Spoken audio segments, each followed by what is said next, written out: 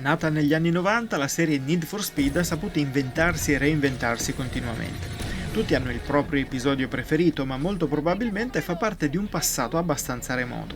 Quando infatti si parla per esempio dei due Underground, si nominano due uscite rispettivamente del 2003 e 2004.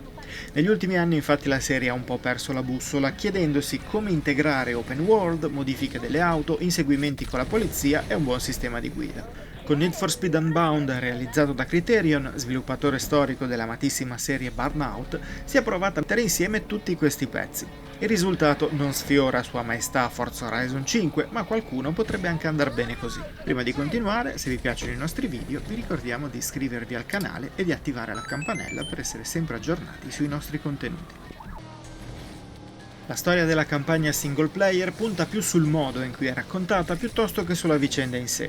Nel tutorial scopriremo come muoverci per Lakeshore City, la città che fa da mappa per le nostre corse e che ricorda in gran parte Chicago.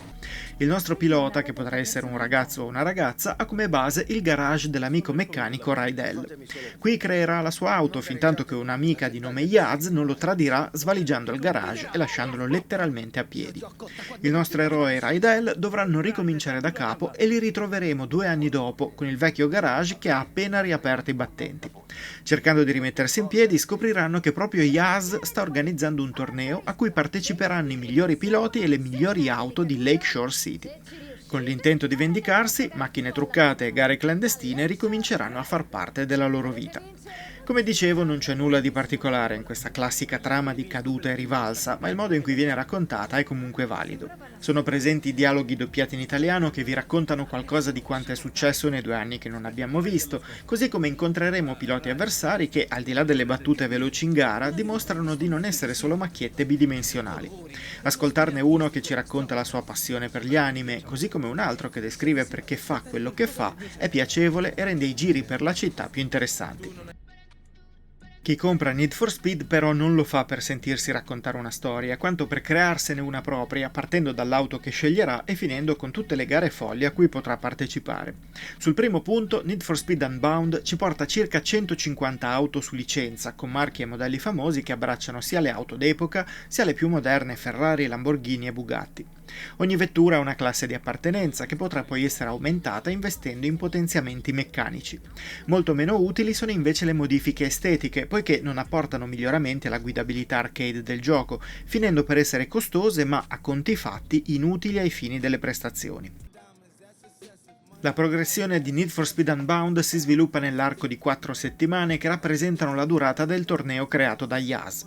Per partecipare alle 3 qualifiche delle prime 3 settimane e in seguito iscriversi all'evento finale dovrete possedere sia un'auto della categoria minima per quella qualifica, sia una somma in denaro per l'iscrizione.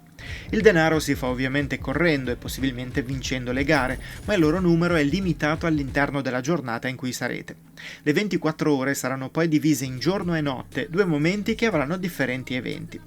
In più, a complicare le cose, ci pensa la polizia che spesso vi insegue anche alla fine di un evento. I soldi guadagnati infatti non finiscono direttamente sul vostro conto fintanto che non raggiungerete uno dei rifugi sbloccati e questo fa sì che essere acciuffati dalla polizia con questi soldi in tasca ve li faccia perdere tutti e faccia anche terminare il periodo del giorno impedendovi altre entrate per rimediare. Più saranno le gare a cui parteciperete, più saranno le forze di polizia impiegate per acciuffarvi, con fuoristrada, supercar, elicotteri e letali blindati, oltre a strisce chiodate e posti di blocco. Solo al passaggio di un nuovo giorno questo indicatore sarà portato a 0. Viene da sé che scegliere quali corse affrontare per evitare di diventare il ricercato numero 1 in fretta sarà una buona idea. Potrete anche farle tutte, cambiando auto ad ogni evento, ma il rischio di farsi beccare e di perdere tutto è presente, specie quando tutti vi cercano e vi speronano. Inseguimenti con la polizia e corse scatenate sono 2 ottimi ingredienti, ma vengono un po' ridimensionati quando ci si accorge di alcuni problemi. Scappare dalla polizia spesso è molto semplice, diventando rischioso giusto quando avrete riempito completamente il livello d'allerta. Anche in quel caso, sfruttando bene i distributori che ripristinano la salute dell'auto e qualche area più periferica, lontana dalla strada, permette di sfuggire e fare anche soldi abbastanza facili. Le gare invece hanno un effetto elastico un po' troppo marcato, soprattutto quando siete i primi e gli altri vi inseguono. È vero che correre da soli non sarebbe divertente, ma essere primi in Need for Speed Unbound significa esserselo meritato.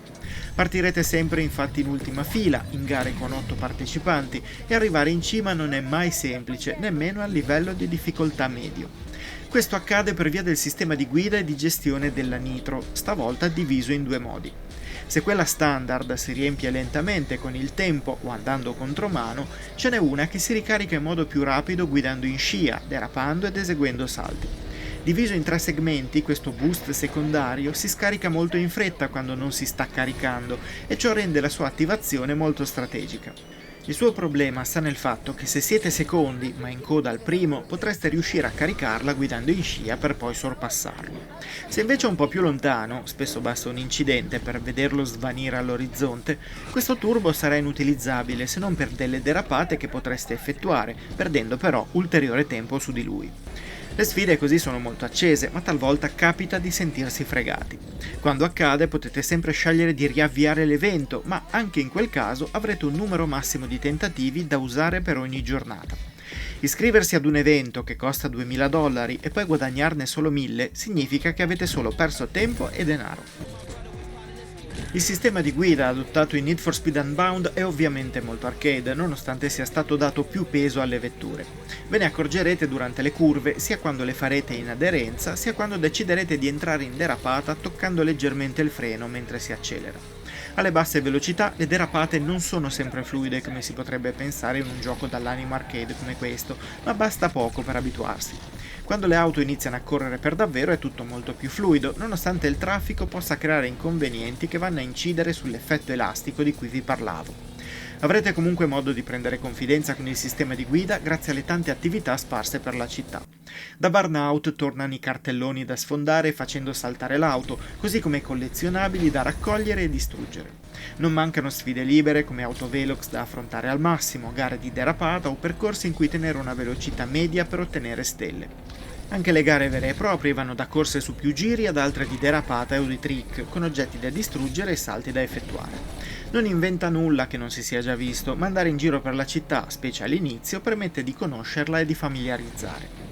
Con il tempo la cosa può diventare meno divertente e va segnalata l'assenza di un viaggio rapido che permetta di raggiungere i raduni da cui avviare le gare. Probabilmente non è stato inserito per mantenere alto il rischio di affrontare la polizia, ma girare per la città solo per andare dal punto A al punto B non piacerà a tutti. Finora vi ho parlato unicamente del comparto per giocatore singolo. Questa scelta è dettata dal fatto che il multiplayer di Need for Speed Unbound è troppo limitato.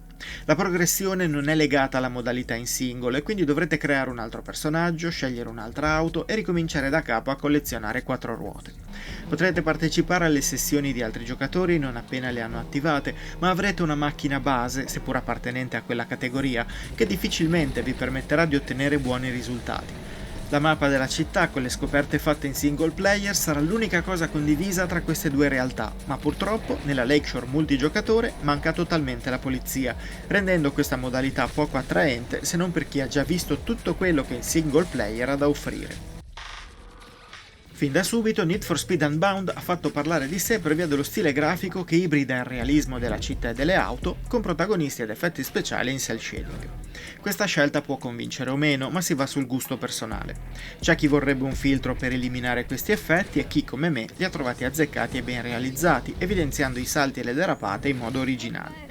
I danni alle vetture ci sono, ma sono principalmente estetici se si esclude la barra delle energie che comunque una volta esaurita fa fermare l'auto e nella peggiore delle ipotesi ci fa anche finire in cella. L'aggiornamento a schermo su Xbox Series X è ancorato ai 60 frame per secondo, anche se in alcune situazioni qualche texture compare un po' all'improvviso. Il motore grafico Frostbite spara per aria tutti gli ostacoli che incrociamo, ma non è proprio leggerissimo, quindi mi sento di giustificare l'assenza di questa uscita sulle console all generation.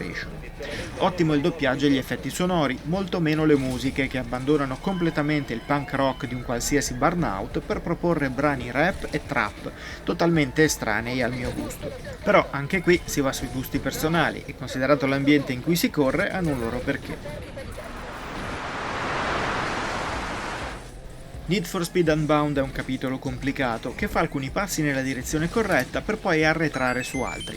Escludendo la modalità multigiocatore estremamente limitata, alcune idee come i soldi che potremmo perdere in caso di cattura funzionano, così come il limite di riavvii giornalieri. Quello che non va è l'eccessivo effetto elastico degli avversari, un sistema di guida un po' inchiodato alle basse velocità e una ripetitività delle giornate che alla lunga può stancare. Alcune gare e alcuni inseguimenti sono davvero pazzeschi, ma la differenza con la vetta targata Forza Horizon 5 è evidente. Se lo stile grafico vi attira, le sfide toste non vi spaventano e non vi interessa il multigiocatore online, potrete passare molte ore a Lakeshore City. Solo non fatevi prendere. Cavolo, mi hai spaventato! Che sai fare? Devo ammetterlo! Vanno così veloce da mettersi fuori gioco a vicenda.